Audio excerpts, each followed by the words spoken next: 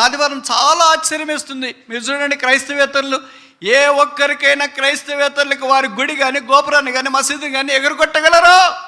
ఒక్క క్రైస్తవుడు మాత్రమే ఈ బరితెగింపులోనికి వస్తున్నాడు. What a shame it is.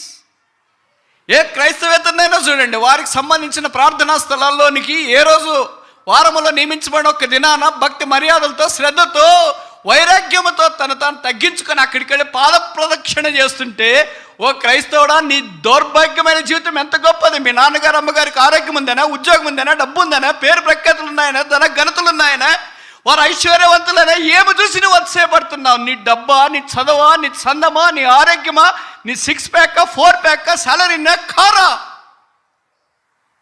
ఎంత ధైర్యం నీకు?